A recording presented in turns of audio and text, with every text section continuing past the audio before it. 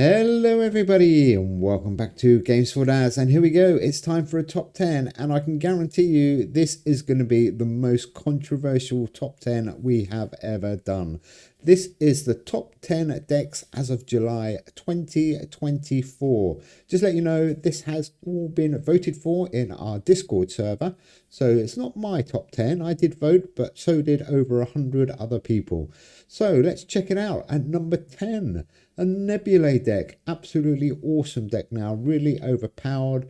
Nebula deck, if you don't know, fill it up with all those space cards, and then you use things like Eris, Formula Hort, and Planisphere to really give it a buff. But Nebula now super strong. There are deck codes in this video. They are basically the kind of starting decks for each theme. Number 9, Going Underground. I love this deck. I use it a lot. It's very versatile, especially on low energy. It is definitely one of the best decks in the game. There's a few different combinations. I prefer the one with Atomic Theory, but other people use they use other cards. What am I talking about?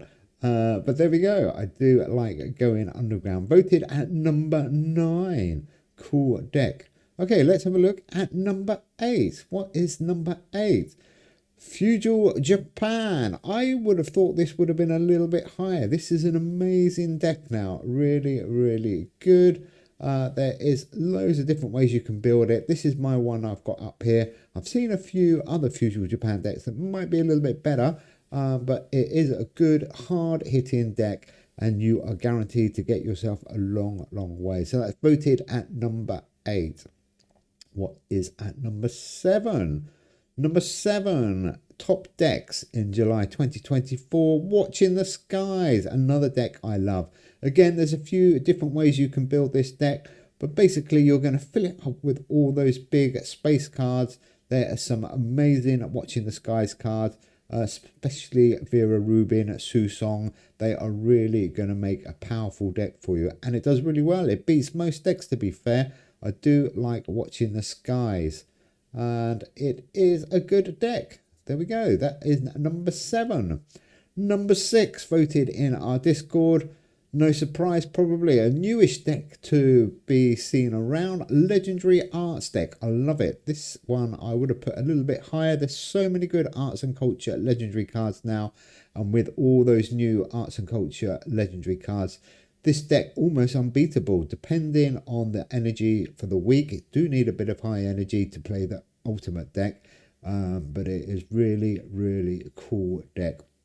Not surprised it was so high, actually.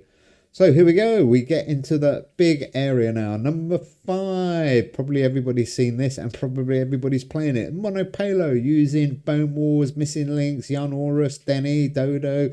So many cool cards now in Paleontology. Eye of Quebec, Patago Titan.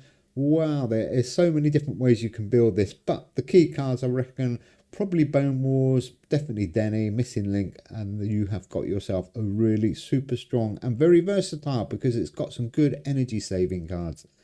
Number 4. What is at number 4? Tremendous Trees. Wow, I remember Tremendous Trees being cool a couple of years ago, and it is back. What a cool deck you can build now. There is so many cool cards that really give Tremendous Tree support, and it is absolutely, I would say, overpowered. It is an incredible deck now. Oh, excuse me. So at number 4, Tremendous Trees. I like to use Paul Bunyan. A lot of people don't, but it's down to personal taste, and I do like the rainbow version of Tremendous Trees. But again, you can build it how you like. Number 3, Fearsome Flyers. I voted for this one. This deck is absolutely incredible. I thought it might be higher, but number 3 is not bad.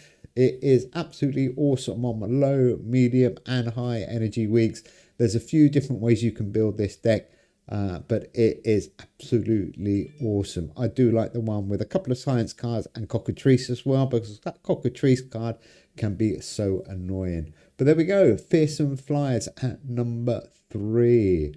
Number 2. What is going to be at number 2? Boxing. Oh no, I didn't vote for this one. I'm not surprised it was so high. Again, there's so many different ways you can build a boxing deck now, and even boxing decks don't have boxing the boxing card in it anymore. This one has, I think, yeah, there it is at the bottom there. But basically, boxing is sticking all your high energy cards in and really just going for the kill. I don't like it, but a lot of people do, and it will win you a lot of games. And if you're clever, you can actually use boxing on mid, and even if you're very, very clever, on low energy week. So that's number 2, the boxing deck.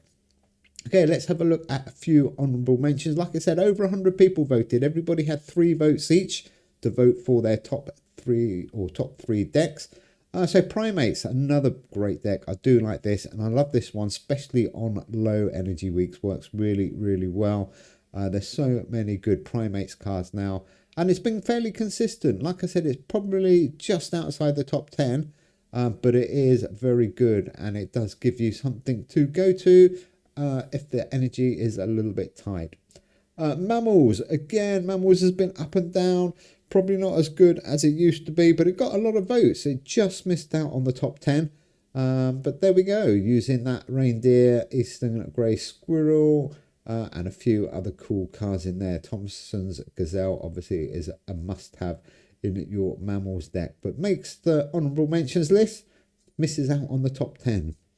Next one, I love this one, Roman Dada. I'm sad it didn't make it into the top 10, but the Roman Dada deck is still an amazing deck. Definitely was worth an honourable mention.